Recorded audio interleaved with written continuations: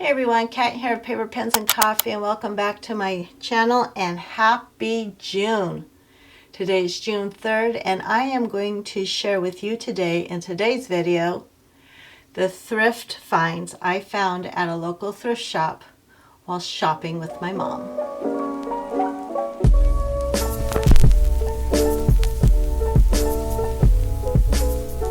First up is Day One by Franklin Covey.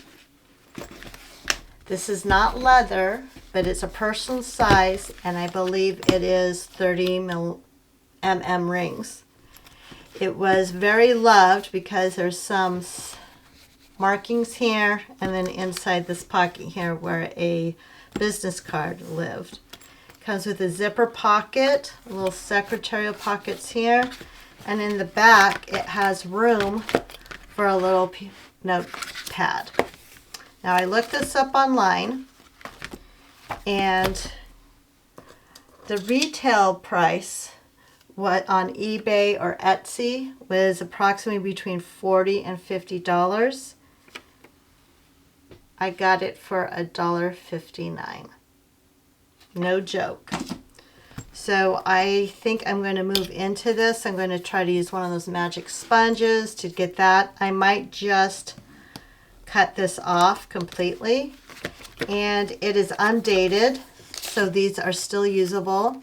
The only downside, and it's kind of like a happy planner, they attached the months to the monthly calendar. So if I'm going to redo this in 2020, well, if I can use this in 2025 and 2026, I probably would just decorate both sides so I can still use that side.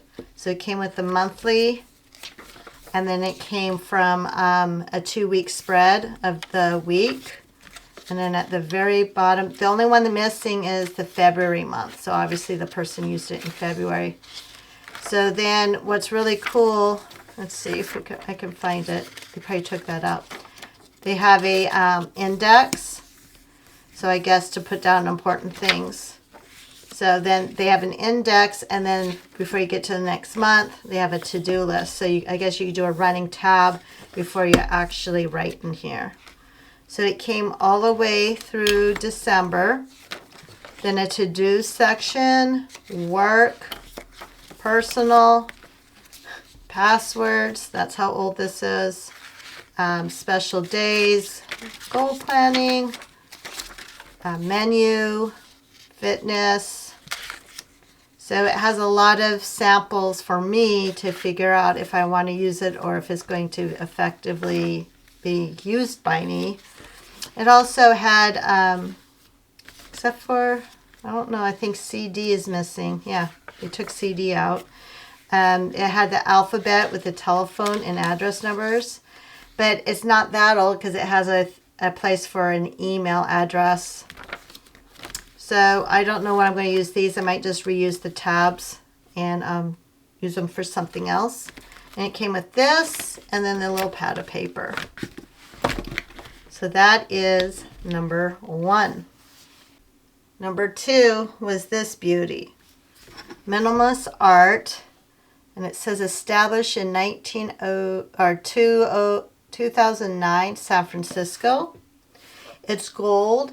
It's not one of my first choices, yet I wanted to get it because, well, it's my future school colors, and it's grid.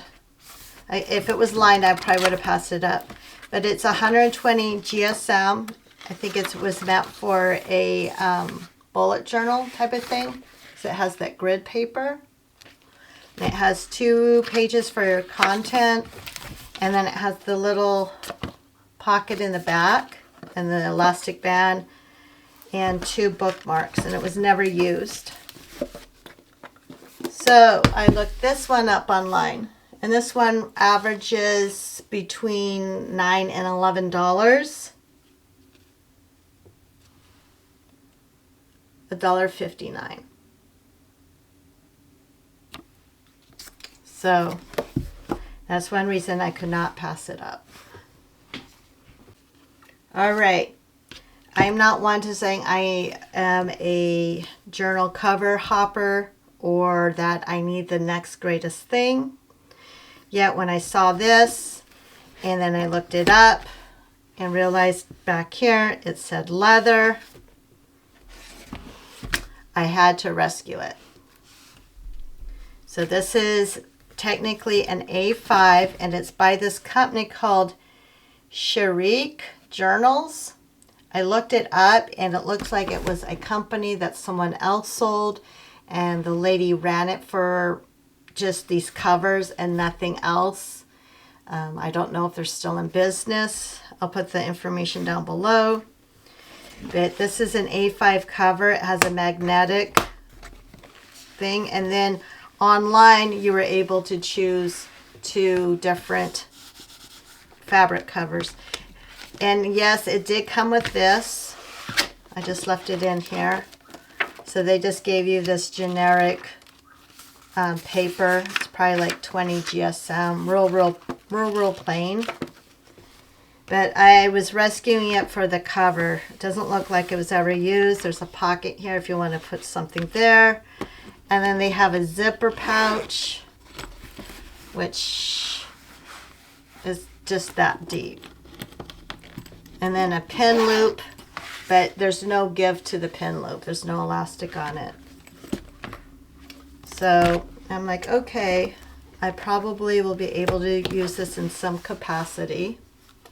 And so I looked that one up, and right now, because the website is still up, they were selling them for $54.95, regular price. I got it for $212. I have 2 more to show you. This one I grabbed because I thought it was just, you know, the lined paper. It was like saran wrapped. And I got this whole thing for $1.59. And it's called Simplified at a Glance. And they don't even create this type. This was back in between 2009 or 2018, and Emily Lee did a compilation with them. So anyways, I looked on their thing. They don't even have this exact thing, but like on eBay or Etsy for people that buy them and then resell them. So I'm like, oh, cool. I'll just use it for school. Well, it turns out it's for a 7-hole binder, not 6.